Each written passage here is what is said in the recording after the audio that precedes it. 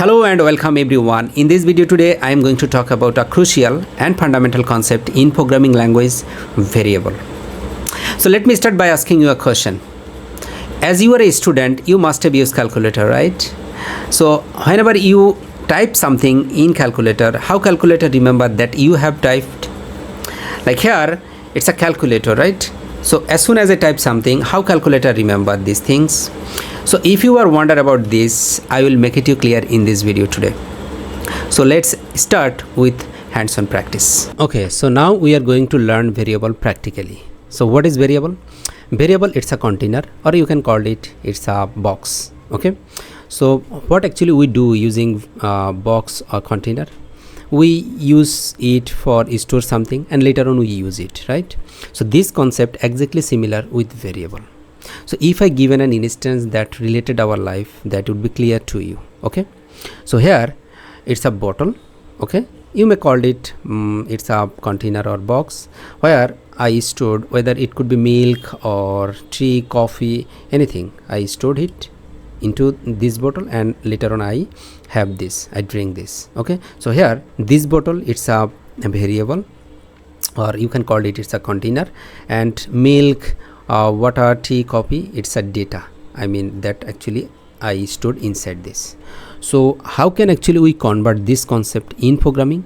Let's see. Okay, so here name, it's a container or it's a variable, and where Firoz Alam, it's a value. So if I print it, then I will see Firoz Alam.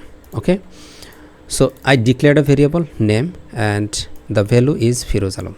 Okay, so whenever you declared variable, you have to follow some criteria, I mean some rules and regulation you have to follow. So whenever you declared variable, you have to start variable with letter, or you can start with underscore only. It's a starting point, but later on after this letter, then you can use number, no problem. Okay, and but you don't start with any number. Okay, and it's a first one, and second one is you don't give any space in variable. And another thing is you don't use any special character. Okay, and another thing is reserve word you don't declare as a variable, like if, else, while, or for, print, like built-in function. Okay, so this word has different meaning for this programming language, so that's why you don't declare as a variable this reserved word. Okay, so as I am talking about student related, so here you have to declare a variable with meaningful way. Like if it's a student name, so then I have to declare like meaningful name, student, student name, and you don't give any space. Okay, and whenever your variable is more than one word, that time you can start with capital letter second word, or you can start with small character, and in between these two you can give underscore. Okay, it's a professional way. So it's a student name. Okay, so I have told you the rules and regulation how to declare variable.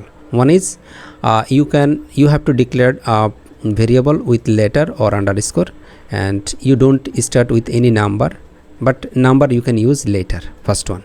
And second one is you don't use space in the variable, and second one is as a variable you don't declare any you don't give any variable name like reserved word, or you don't use any special character.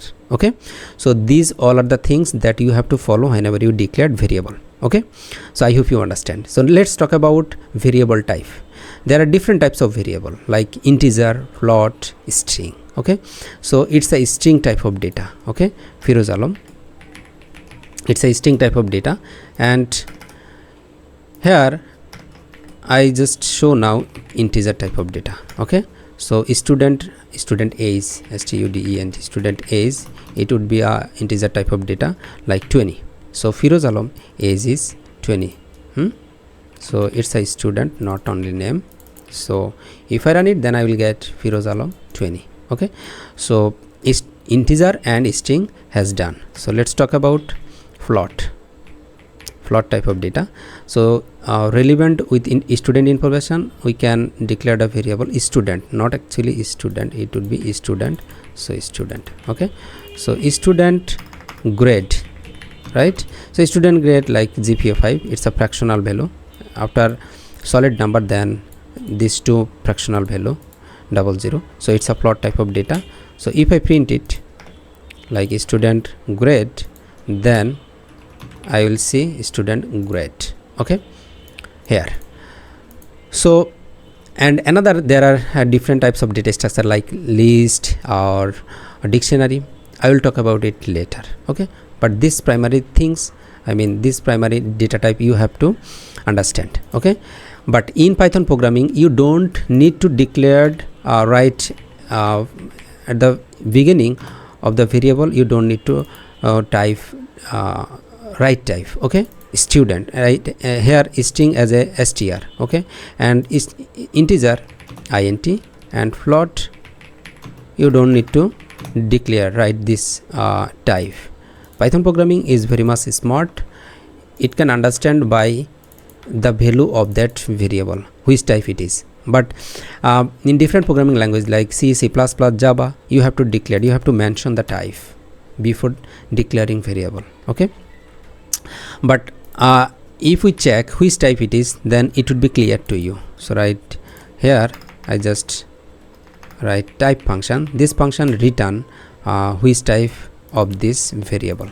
If I run it, then I will see it's a str, I mean string type of data, I mean variable. If I print it, then I will see integer, and if I print it, then I will see float. So that's all the data type of this programming language. And yes, so let's talk about, I have told you that in the beginning of this video, whatever you have typed in the calculator, how calculator remember that you have typed. So let's see that example, okay. So here imagine you press a number like 9, okay, and as soon as you type, you can see in the calculator display 9, okay. So what actually happened inside this? So whenever you press 9, then it assign a variable as a number variable like num, and that number variable instantly print. So then that's why you instantly see. So I think you may got the answer of your question, right? So let's talk about a practical example like calculator example. Whenever we take calculator and do some operation like 9 plus 5, then after pressing equal, then it would be 14, right? So this operation like subtraction, summation, and multiplication and division, let's see in the calculator program. Then it's the practical program, then you will be understand what actually calculator program, and you can understand the variable clearly, okay. So let's first I write this code, and later on I will explain it. Like you press a number like 9, and number 2 it would be 3, and operator OPE operator, like here it's a plus operator. And yes, now I give some condition, then when operator is plus, then it will take operation like summation, and if minus, then do something or blah blah blah, right? Yes. So now operator is equal plus then number 1 plus number 2. So this summation I need to assign another variable, that variable hold that result, okay, like this. So if operator is plus, then this line will be execute. If minus, then this block of code will be execute, okay. You have to write else if, and if minus not multiplication, if multiplication, then it will be multiply, and if it's division sign, then it will be divided something. So every operation, after every operation, the value is stored in the result, okay. So now if I print it, then I will see 12, as it's a plus operator, that's why this line return to, this statement return to, and then it's here is summation, and the operation will be summation and result holds that value. Like similar, if I give minus, then this block of line would be execute and rest of this code won't execute and result will be 6. And if multiply, then this statement will return to and other statement will return false. So that's why this block of code won't execute, only execute this line. Okay, 27. If division, then it will be 3. Okay, so that's all that I wanted to say in this video today. I hope you enjoy this video. If you have any doubt, feel free to comment below. I will be happy to reply. And yes, like and subscribe this channel and press the bell icon for getting more related programming content. And see you in the next time. Until then, goodbye.